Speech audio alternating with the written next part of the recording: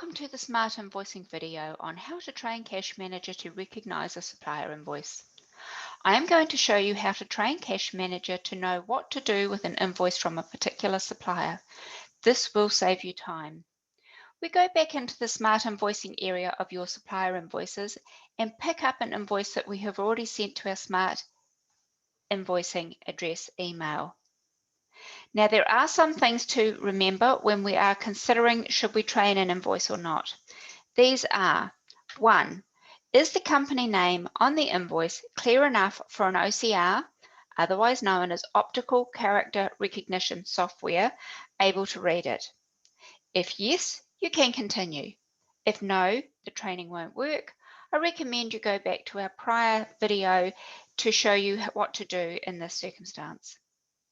Is the record in our database for the supplier exactly the same name, including any full stops or spaces, as is shown on the invoice? If the answer is yes, you can continue. If the answer is no, you will need to edit the database to ensure everything is exactly the same, or the OCR will not recognize it. I will show you an example of this as we go through.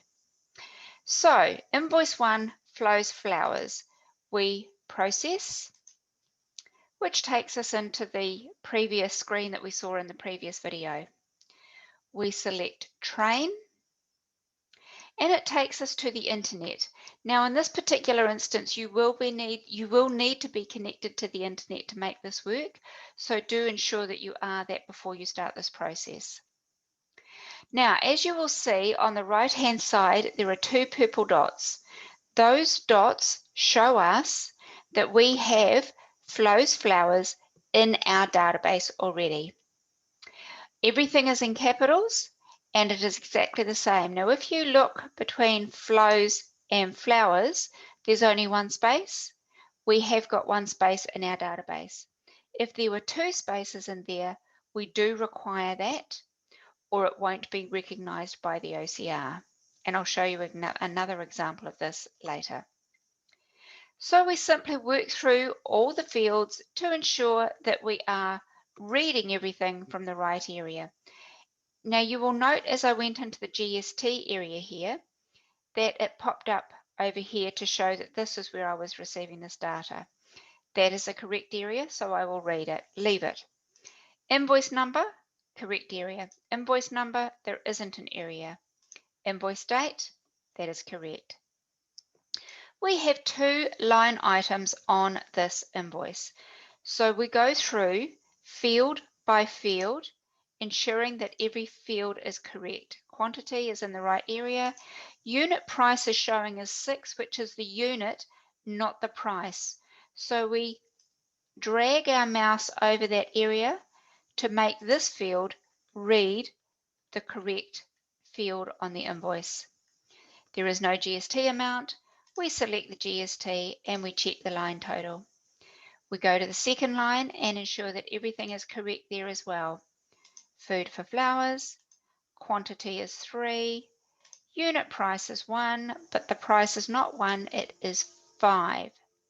So we drag our mouse over the right area and we will see by coming into here that that is now reading the right area.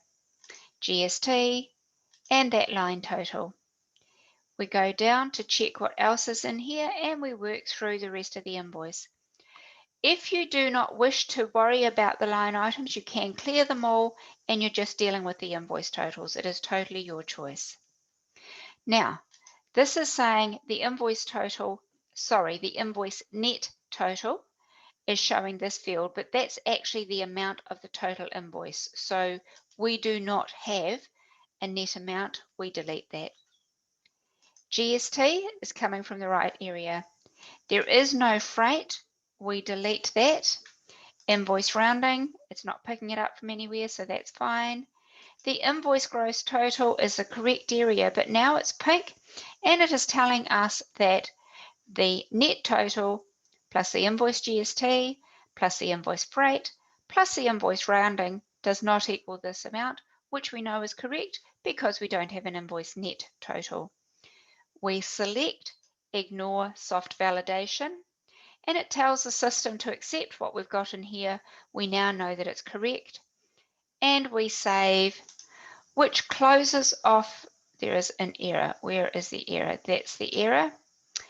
We have not got a total amount here. I clicked over there instead. We now go back and correct the field that it should be reading from, which is now sorted, and we come down and we save. So as you see, the system will not allow you to train something if you've got the wrong data in there. Now that we have this in here, we refresh, and Flows Flowers has now become okay. We select it, we process it, it comes into the processing screen.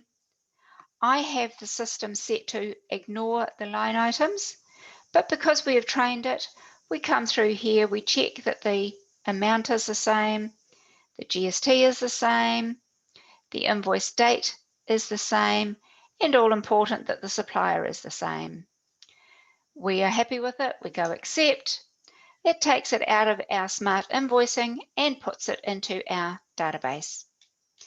When we check the next item that has been trained already, we refresh, and it's not going to, okay, we go process. We check that everything is correct. The invoice amount, the GST amount, the date, the supplier's name, and in this particular instance, you will see Painters Inc. full stop. That full stop is in my database to ensure that the OCR reads it correctly. This is invoice 2.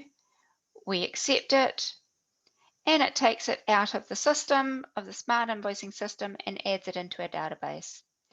So you can see as time goes on, it requires less and less work from you to ensure that your invoices are entered correctly and speedily. It will save you time.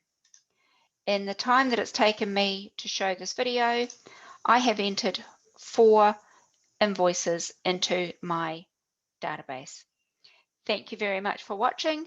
If you have any other questions, please do call our support desk and they will be more than happy to discuss with you.